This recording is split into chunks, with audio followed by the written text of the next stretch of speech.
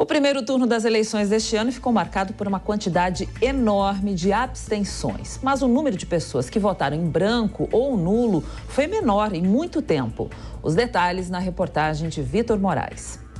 Cerca de 32 milhões de brasileiros não compareceram às urnas no primeiro turno das eleições. 2 milhões a menos do que foi registrado 4 anos atrás, quando a abstenção atingiu 20,3% da população. Por outro lado, nesse primeiro turno foi registrado o menor índice de votos em branco e nulos desde 2014, chegando à metade dos votos em branco e nulos, por exemplo, das eleições de 2018. Segundo o TSE, esse ano foram registrados 4,20% de votos em branco e nulos, sendo que em 2018 esse índice chegou a atingir 8,8%. Ou seja, aproximadamente 8 milhões de pessoas a mais que compareceram para votar nos candidatos. Beatriz Finocchio, cientista política, diz que é a consolidação de que os brasileiros estão mais engajados politicamente, mostrando maior maturidade democrática. Que a primeira eleição com a biometria, que causou fila, causou estresse, causou diversas demoras que nas outras não tinha. Mesmo assim, o número de abstenção foi menor, foi pela metade de 2018.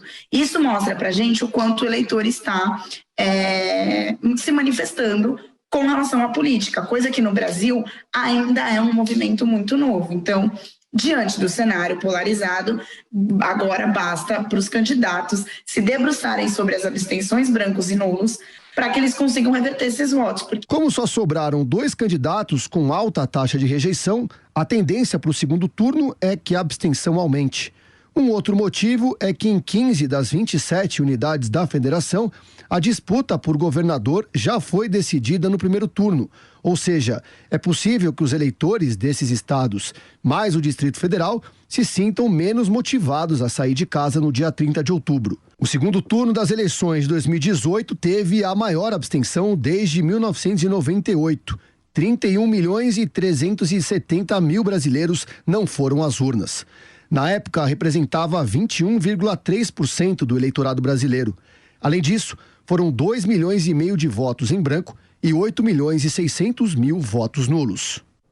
A gente volta a falar agora com o professor Mário Sérgio. Professor, a gente viu aí número de abstenções enormes, o maior desde a redemocratização, são quase 20%, cerca de 20% dos eleitores que se abstêm na hora de escolher o seu candidato à presidência. Como deve ser nesse segundo turno, na sua opinião, os eleitores que estavam com o Ciro e com a Tebet devem ir para que lado, devem se abster também? Qual é a expectativa para esse segundo turno das eleições? Então, no caso, por exemplo, dos eleitores que estavam com a Simone Tebet, com o Ciro, houve no final ali da campanha para o primeiro turno, já uma migração. Então já houve ali aquilo que as pesquisas induziram, né, que foi a possibilidade de já fazer o segundo turno no primeiro. Então o tal do voto útil. Isso as pesquisas ajudaram nisso, aí a gente não vai ficar entrando em detalhes a respeito da motivação para isso, mas muitos dos eleitores do Ciro Gomes acabaram já fazendo uma migração antes do segundo turno. Então, por isso que houve aí uma certa, um aumento, né, no número de votos do Lula e uma diminuição significativa no número de votos do Ciro.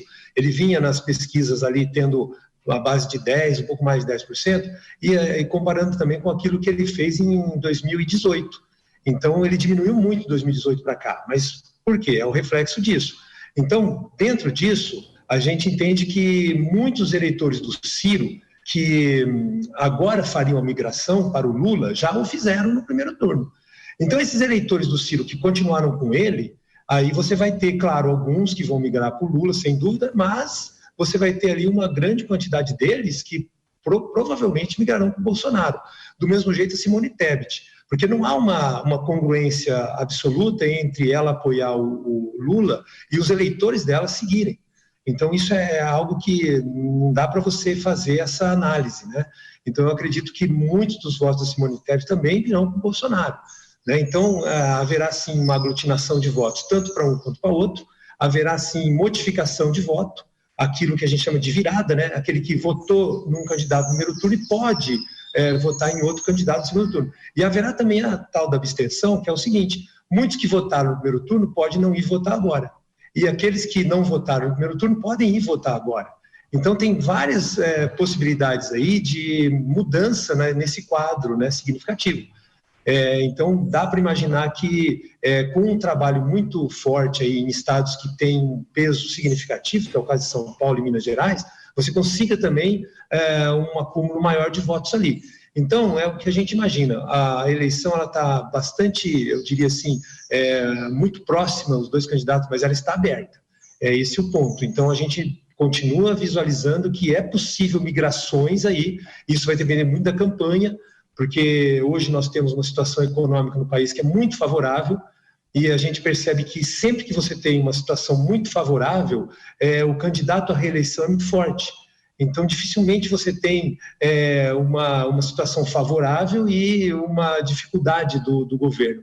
Então, é necessário que a campanha perceba isso e atue muito forte nessa linha, de mostrar exatamente aquilo que está acontecendo no país e que é de bom para aqueles que são os eleitores. Então, é essa congruência que eu acredito que a campanha consiga mostrar, até porque é aí que vai exatamente ter o diferencial e aquela quantidade de votos suficiente para ser vitorioso em relação ao adversário.